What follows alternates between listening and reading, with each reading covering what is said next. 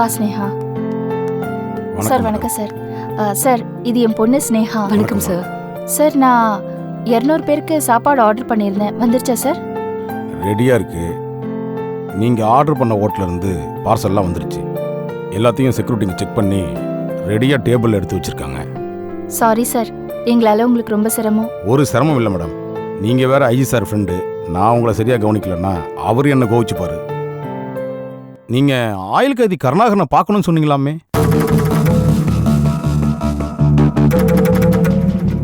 ஆமாம் சார். அவரும் இருப்பார், வாங்க. சார் லஞ்ச் டைம் இப்போ? லஞ்ச் டைம் தான் வந்திருக்கீங்க. எல்லாரும் காத்துட்டு இருப்பாங்க. போலாம் வாங்க. ம் சரி சார்.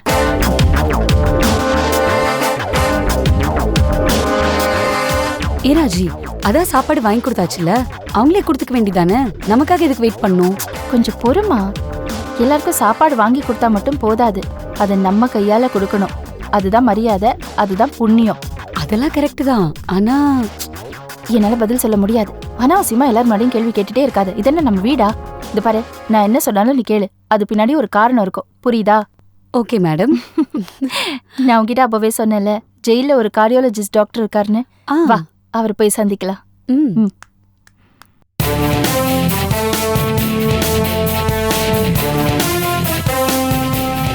வார்டன், இதோ வர சொல்றேன் சார். இங்க வாங்கயா, இங்க வாங்க வாங்க. வாங்க வாங்க. வரிசையா நிக்க சொல்லு. அப்படியே வரிசையா நில்லுங்க.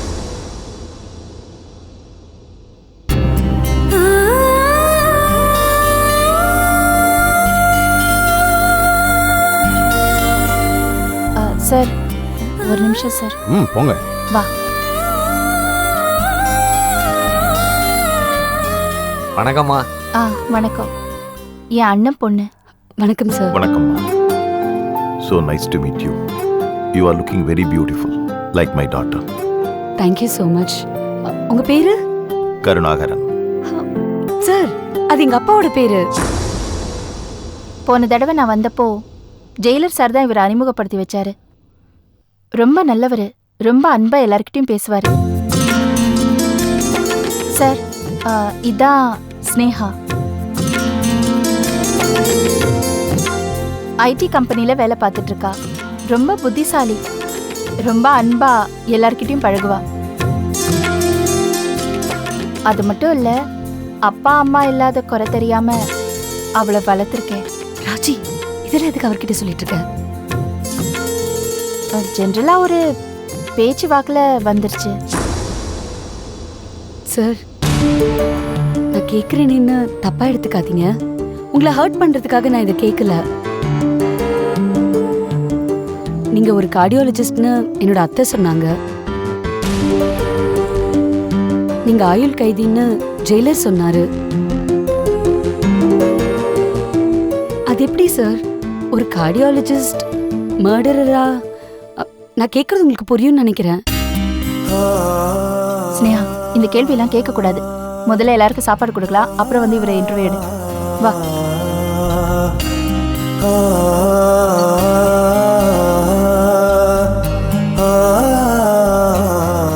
வாங்க சார், கொடுக்க ஆரம்பிக்கலாமா சார்?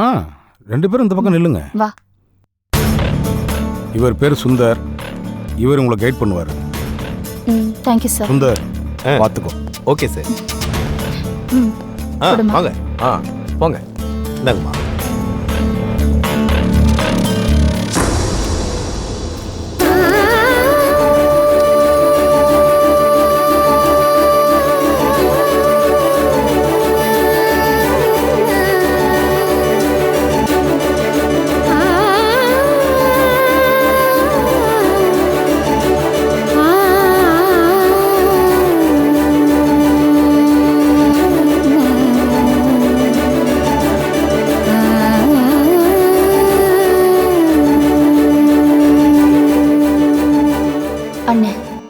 எத்தனை பேருக்கு நீ நல்லது பண்ணியிருக்க, எத்தனை கோவில்கள்ல நீ அன்னதானம் பண்ணியிருக்க.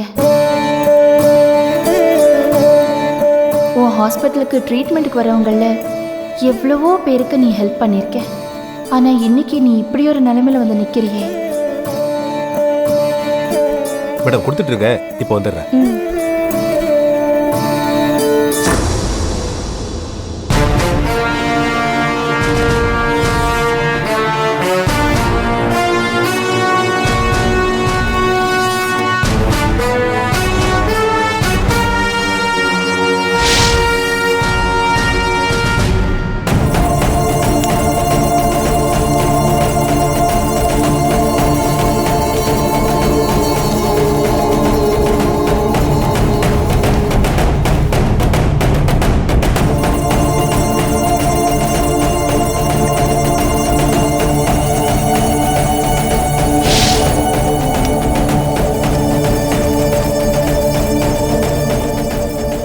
பார்சல் கருணாகரன் கைக்கு போய் சேர்ந்ததும் அங்கே நீ நிற்கக்கூடாது.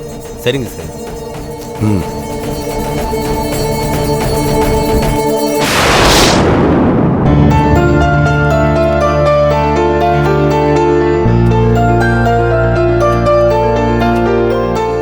உங்க பேர் தான் எனக்கு தெரியுமே, கருணாகரன். என் அப்பாவோட பேரு. சின்ன குழந்தையா இருக்கும்போதே என் அப்பா ஒரு கார் ஆக்சிடென்ட்ல இறந்துட்டாரு.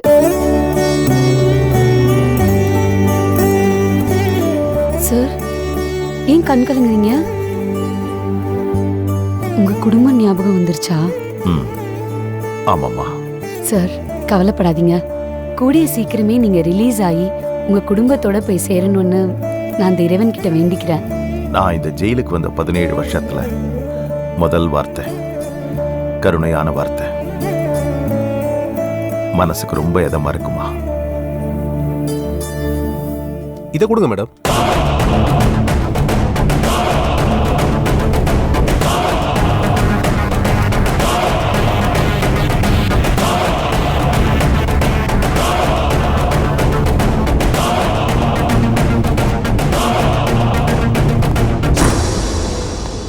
அண்ணே, ஏய், நான் எல்லா கைதிகளையுமே அண்ணான்னு கூப்பிட்டேன், அவரை மட்டும் சார்னு கூப்பிட்டேன். அதனாலதான் நீ இப்ப அவர் அண்ணான்னு கூப்பிடுறியா? ஓகே ஓகே, இப்போ உனக்கு வயசாயிடுச்சுன்னு ஒத்துக்கிட்டா சரிதான். அடிப்பாவி, அவர் என் அண்ணன் வயசு மாதிரி இருக்கிறதுனால அவர் அண்ணான்னு கூப்பிட்டேன். போ போ, இன்னைக்கு ஒரு நாள் வயசாயிடுச்சுன்னு ஒத்துக்கிறேன். Enjoy enjoy. சரி வா, சொல்லிட்டு போவோம். வாங்க, இதெல்லாம் மற்றவங்களுக்கு கொடுத்துடலாம்.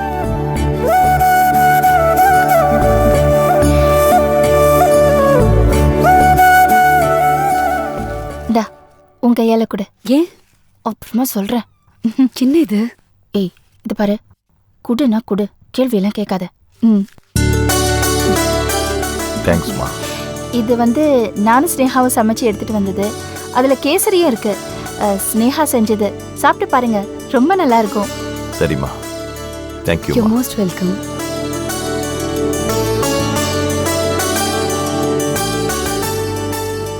சாப்பிடுங்க. சாப்பிட்டு சொல்லுங்க. ம். ஏய், என்ன நீ அவர் மட்டும் ஸ்பெஷலா கவனிக்கிற? அவருக்கு நான் வீட்ல செஞ்ச கேசரி, அதுக்கு முன்னாடி கொடுத்த பாக்கெட் நீ வீட்ல செஞ்ச சாம்பார் சாதமும் தயிர் சாதமும் தானே? ஆமாடி. அவர் யாரு? ஒரு பெரிய கார்டியாலஜிஸ்ட் டாக்டர். நாளைக்கு அவர் ரிலீஸ் ஆகி வந்ததுக்கு அப்புறம் ஏதோ ஒரு கிளினிக் வைக்கிறேன்னு சொல்லியிருக்காரு. அப்ப நம்ம போனா நம்ம இதெல்லாம் செஞ்சதை வச்சு நமக்கு ஃப்ரீயா ட்ரீட்மெண்ட் பண்ணுவார்ல. கடவுளே. ஏண்டி, அன்னைக்கு பார்த்ததுல என் ஜாதகத்துல ஹார்ட் வீக்குன்னாங்க. இவர் பெரிய கார்டியாலஜிஸ்ட் டாக்டர். அவர் கிளினிக்லாம் வைக்கும்போது பெரிய ஹார்ட் ஆப்ரேஷன் பண்ணணும், பைபாஸ் சர்ஜரிலாம் பண்ணணும்னா அவர் தானே பண்ணுவாரு. அதான். ஆமாமா, அவர் என்னோட அப்பா பாரு, உனக்கு ஃப்ரீயா ஹார்ட் சர்ஜரி பண்றதுக்கு. நம்மள விடுறி, ஆனா ஒரு நாள் நடக்கும். அதுக்காக இப்பவே இதெல்லாம் பண்ற. அதானே பார்த்தேன், நீ ஏதோ பாசத்துல பண்றேன்னு நினைச்சேன். காரணம் இல்லாம நீ ஒரு காரியமும் பண்ண மாட்டியே. காரணம் இல்லாம எதுக்கடி பண்ணணும்? அவர் எனக்கு ஒட்டா உறவா என்ன? ஒரு காரணத்தோட தான் பண்றேன். ஏய், அங்க பாரு, எவ்வளவு அழகா சாப்பிடுறாருல.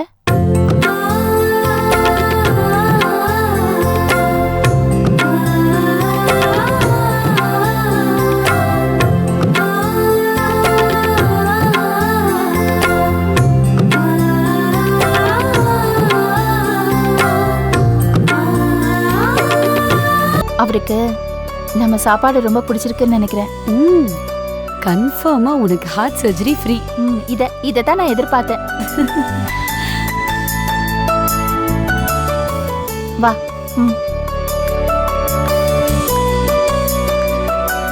சாப்பாடு ரொம்ப நல்லா இருக்குமா. தேங்க்ஸ். தேங்க்யூ. என்னன்னா மேடம், எல்லாருக்கும் கொடுத்து முடிச்சிட்டீங்களா? ஐயோ, உங்களுக்கு சாப்பாடு கொடுக்க மறந்துட்டேனே. பரவாயில்லம்மா, அதனால என்ன இருக்கு? இதோ இருக்கு. இந்தாங்க. தேங்க்ஸ். சரி சார், நாங்க ஜெயிலரை பார்த்துட்டு கிளம்புறோம். சரிம்மா. See you. வரேன். பாய்ண்ணு.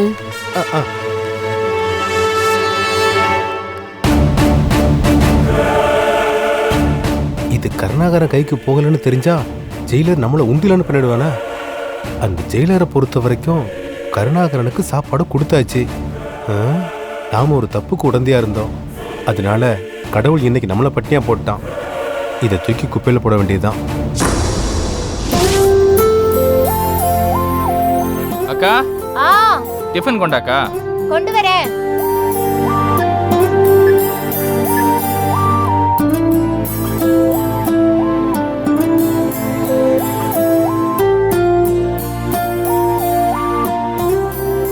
இந்தா.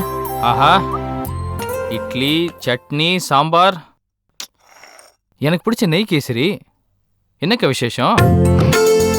முந்தா நாள் ராத்திரி அப்பாவை பத்தி நீ பெருமையா பேசினல்ல, அதுக்காக உனக்கு ஏதாவது ஸ்பெஷலா செஞ்சு கொடுக்கணும்னு தோணுச்சு. நான் ஏதாவது வேலைக்கு போய் சம்பாதிச்சுட்டு இருந்தேன்னா பணமா கொண்டு வந்து கொடுத்துருப்பேன். இல்லைன்னா வேற ஏதாவது பொருளை வாங்கி கொடுத்து உன்னை சந்தோஷப்படுத்திருப்பேன். எனக்கு இருக்கிற ஒரே தகுதி சமையல் பண்றது மட்டும் தானே. அதான் பாசமா அக்கா உனக்கு கேசரி செஞ்சு வச்சிருக்க. ரொம்ப தேங்க்ஸ்க்கா. ம், பணம் பொருளோட இது எவ்வளவோ பெஸ்ட்டு. வயிறு நிறைஞ்ச உடனே மனசு ஆட்டோமேட்டிக்காக நிறைஞ்சிரும். ஆமாம், அப்பா பற்றி அப்படி என்ன சொன்னேன்? அப்பாவை ராத்திரியில வேலைக்கு போக வேண்டான்னு சொன்னேன். அது மட்டும் இல்ல, அக்கா தங்கச்சி பாத்துக்கிறது அது மட்டும் என் கடமை இல்ல, உங்களையும் நான் கடைசி வரைக்கும் காப்பாத்துறது தானே அப்படியும் சொன்னேன். இதுக்கு மேல உன்னை பெத்தவங்களுக்கு வேற என்னப்பா வேணும்? பெத்தவங்களை காப்பாத்துற புள்ள நீ. அதனாலதான் அந்த வார்த்தை வந்துச்சு. அதுவும் உன் மனசுல இருந்து வந்த வார்த்தை. ஞாபகம் இருக்கா இல்லையா? போய் பேசினா தான் ஞாபகம் வச்சுக்கணும். உண்மை பேசுறதுல ஒரு அட்வான்டேஜ் என்ன தெரியுமா? அதை உடனே மறந்துடலாம். என்னைக்குமே இந்த வார்த்தைகளும் அர்த்தங்களும் மாறவே மாறாது. நீ பேசும்போதும் நான் உன்னை பார்க்கும்போதும் எனக்கு ரொம்ப ஆச்சரியமா இருக்கு. எதுவா இருந்தாலும் எல்லாத்தையுமே ஈஸியா ஹேண்டில் பண்ணிக்கிற. எவ்வளவு பெரிய பிரச்சனை வந்தாலும் அது ரொம்ப சாதாரணமா எடுத்துக்கிட்டு அதுக்கேத்த மாதிரி நடந்துக்கிற. ஆனா என்னால அப்படி இருக்க முடியலப்பா. உன்னால மட்டும் எப்படி இருக்க முடியுதுன்னு எனக்கு புரியவே இல்லை. ஆமாக்கா, எனக்கும் தான். நீ எப்படி இவ்வளோ பிரமாதமாக சமைக்கிறேன்னு புரியவே மாட்டேங்குது. இன்னும் கொஞ்சம் கேஸ்டி வை.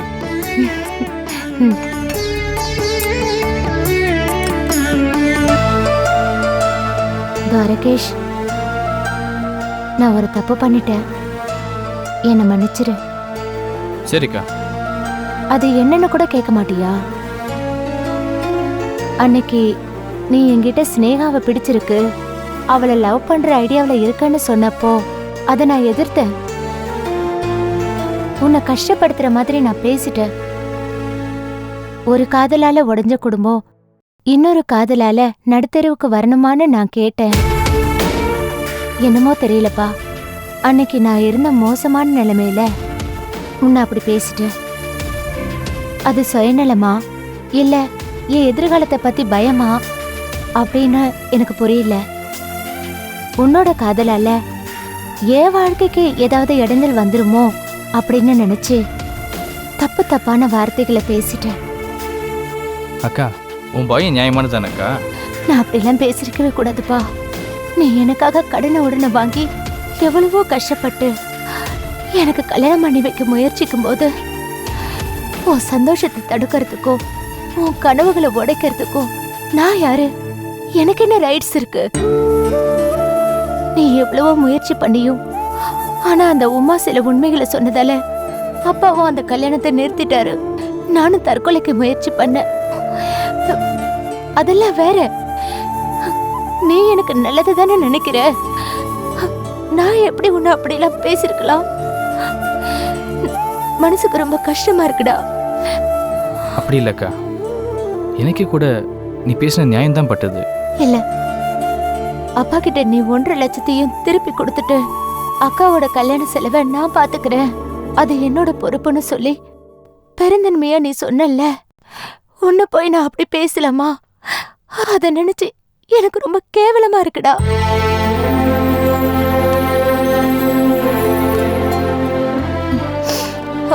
துவரகேஷ், எனக்கு ஸ்னேகா மேல எந்த கோபமும் கிடையாது. அவ நல்ல பொண்ணு, அன்பான புத்திசாலியான தைரியமான பொண்ணு. இப்ப நான் ஒரு முடிவு பண்ணிட்டேன் துவரகேஷ். நீ ஸ்னேகாவை லவ் பண்றதுக்கு என்னோட சப்போர்ட் உனக்கு எப்பவுமே உண்டு. ரொம்ப தேங்க்ஸ்க்கா. ஆனால் வீடு இருக்க சுச்சுவேஷனில் நம்ம ஸ்னேகா பற்றி பேசாமல் இருக்கிறதும் அது சம்மந்தமாக எந்த முடிவும் எடுக்காமல் இருக்கிறது தான் பெட்டர். எனக்கு முதல்ல உன் கல்யாணம், அதுக்கப்புறம் தான் நான். என் காதல் கத்திரிக்காயெல்லாம்.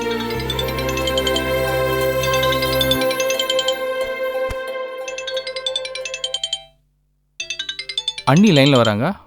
அண்ணியா? அவங்க எதுக்கு இப்ப கூப்பிடுறாங்க? தெரியலையேக்கா. என்னன்னு கேளு. ம், ஹலோ, சொல்லுங்க அண்ணி. துவாரகேஷ் எங்க இருக்கேன்? வீட்டில் இப்போ பார்ட் டைம் ஜாப் கிளம்பிட்டு இருக்கேன். கொஞ்சம் வீட்டுக்கு வந்துட்டு போக முடியுமா? நீயே தயங்குறன்னு எனக்கு புரியுது. உன் கூட கொஞ்சம் பேசணும். Just 5 minutes. சரி அண்ணி, உங்கள் வீட்டுக்கு வரேன். துவாரகேஷ், இப்ப வரியா கொஞ்ச நேரம் கழிச்சு வரியா? ஏன்னா நான் ஷாப்பிங் போகணும். இப்போ வரேன். ஓகே. என்ன சொன்னானு புரியாது எனக்கு. துவாரகேஷ், இன்னும் ஆஃபீஸ் கிளம்பல? கிளம்புறேன். மீனா, இத பிடி. மார்க்கெட்ல எல்லா காய்கறியும் விலை ஏறி போச்சு. எதை எடுத்தாலும் கிலோ 200 ரூபாய், 250 ரூபாய், 300 ரூபான்னு சொல்றான். எதை வாங்குறதுனே தெரியல. போதும் போதும் ஆயிடுச்சு. ஏமா, ஏதாவது கம்மி விலையில கிடைக்கிறத வாங்கிட்டு வர வேண்டியதானே? ஏய், என்னடி பேசுற? டெய்லி ஒரே காய்கறியை சமைச்சு சாப்பிட முடியுமா? ஆமா, யார்ப்பா போன்ல? அம்மா, நான் பார்ட் டைம் ஜாப் போறேன்ல, அந்த சூப்பர்வைசர் பேசினாரு. சரி, நான் கிளம்புறேம்மா. சரி, பாத்துப்போ. அம்மா, இத புடி, நான் தம்பியை வழி அனுப்பிட்டு வரேன். இவ என்ன புதுசா தம்பிய வழி அனுப்ப போறேங்கிறா? துவாரகேஷ், அண்ணி உன்னை வர சொன்னாங்களே, நீ அவங்கள பார்க்க இப்ப போறியா? என்னவோ தெரியல, கூப்பிட்றாங்க. இந்த விஷயத்தை நான் அம்மாட்ட சொல்லாத. எனக்கு என்னவோ அங்க போக வேணான்னு தோணுதுடா. இந்த வீட்டுக்கு வந்து எவ்வளவு பெரிய கலாட்டா பண்ணாங்க. அதனால என்ன நடந்துச்சு? என் கல்யாணமே நின்னு போயிடுச்சு. இப்ப எந்த விஷயத்த சொல்றதுக்காக கூப்பிடுறாங்களோ தெரியல. அதை நினைச்சாலே எனக்கு பயமா இருக்குடா. அப்படிலாம் பேசாதக்கா. ஒரு மனுஷன் சுயநலமாக இருக்கிறது எந்த தப்பும் இல்லை. ஒருத்தருக்கு ஒரு நியாயம் இருக்குல்ல. அவங்க என்ன சொல்கிறாங்க தான் கேட்டு தான் பார்ப்போமே. காசா பணமா? நீ துவாரகேஷ் இல்லடா, அப்பா உனக்கு தப்பான பேரை வச்சுட்டாரு. என்ன பேர் வைக்கணுங்கிற? துறவின்னு வச்சிருக்கணும். நீ வேற. வரேன்க்கா. பார்த்து போயிட்டு வாப்பா.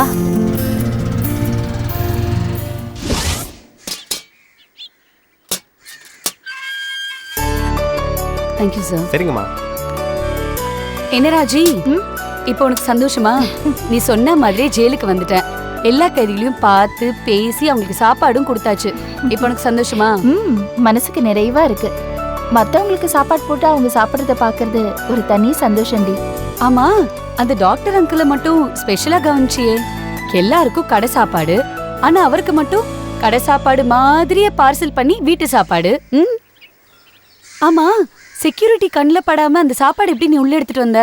நீதான் பெரிய கிரிமினல். உன்னதான் முதல்ல பிடிச்சி உள்ள போட சொல்லணும். அதானடி சொன்னேன். டாக்டர் நாளைக்கு கிளினிக் ஆரம்பிச்சா நம்ம காசு கொடுக்காம ஃப்ரீயா ட்ரீட்மெண்ட் பண்ணிக்கலாம். எது எப்படியோ எல்லாருமே உன்னை வாழ்த்துனாங்க ராஜி. அதுவே எனக்கு ரொம்ப சந்தோஷமா இருந்துச்சு. எல்லாரும் என்ன வாழ்த்தணும்னு நான் இங்க வரலடி. எனக்கு நீதான் முக்கியம். எல்லாரும் ஒன்ன பெருமையா பேசணும், ஒன்ன ஆசீர்வாதம் பண்ணணும்ன்ற ஆசையில தான் உன்னை இங்க கூட்டிட்டு வந்தேன். சரி, போலாமா? வா. ஆட்டோ.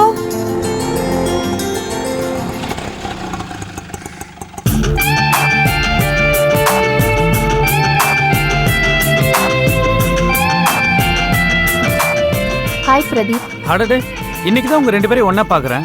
என் பாக்கியம் தான் போங்க. எனக்கு ஒரு டவுட். என்ன? நிஜமாவே நீ சிட்டில தான் ஆட்டோ ஓட்டுறியா? நான் எப்போ ஆட்டோக்கு கை காமிச்சாலும் பொஸ்கு பொஸ்கு நீ ஃப்ரேம் என்ட்ரி ஆயிடுற. உண்மையை சொல்லு. நீ நான் எப்போ ஆட்டோவை கூப்பிடுவேன்னு வெயிட் பண்ணிட்டு நிக்கலையே? ஐயோ, நான் சத்தியமா சிட்டில தான் ஆட்டோ ஓட்டுறேன். நீங்க வேணா பாருங்க, ஆட்டோல மீன் வாசனை வரல. இப்பதான் ஆட்டோ சவாரிக்காக பட்டணப்பாக்கம் வரைக்கும் போயிட்டு வரேன். சரி சரி, வெயில் அதிகமாகிறதுக்குள்ள கிளம்பலாம். சரி, நீ முதல்ல ஏறு. நான் எதுக்கிட்ட முதல்ல ஏறணும்? ஐயோ, நீ போற வழியில நான் ஆபீஸ்ல இறக்கி விட்டுரு, ஏறு. அச்சச்சோ, அதெல்லாம் முடியாது. நான் இன்னைக்கு கொஞ்சம் ஷாப்பிங் கூட்டிட்டு போய் உன் கார்டை தேய்க்கலாம்னு முடிவு பண்ணி வச்சிருந்தேன். உன் ஐடியாவை முறியடிக்கலாம் நானும் யோசிச்சு வச்சிருந்தேனே. வா போலாம். என் ஐடியாவை டிசப்பாயிண்ட் பண்ணிட்டேன். போ. டிரைவர் சார், மீட்டர் போடுங்க. இன்னைக்கு நீ தப்பிச்சிட்ட, நாளைக்கு மாட்டாமைய போயிடுவேன். ராஜி, நான் உன்கிட்ட ஒண்ணு கேட்பேன். இப்போ ஜெயில்ல நம்ம ஒரு கார்டியாலஜிஸ்ட் டாக்டர் பார்த்தோம்ல? ஆமா. அவரு ரொம்ப எமோஷனலா இருக்காருல்ல? ஏன் அப்படி சொல்ற? இல்ல, நான் இது அவர்கிட்டயே கேட்டேன். ஆனா சரியா பேச டைம் இல்லாம போயிடுச்சு. அதான் உன்கிட்ட கேக்குறேன். அவர் ஒரு கார்டியாலஜிஸ்ட். இதயம் சம்பந்தப்பட்ட டாக்டரால எப்படி ராஜு ஈவருக்கும் இல்லாம ஒரு கொலையை பண்ணிருக்க முடியும்? ஏதாவது ஒரு நியாயமான காரணம் இருக்கும். நமக்கு எப்படி தெரியும்? யார் அவரு? அவர் யார கொலை பண்ணிட்டு இவ்ளோ நாளா ஜெயில இருக்காரு? அவரை பத்தி உனக்கு எதுவும் தெரியுமா?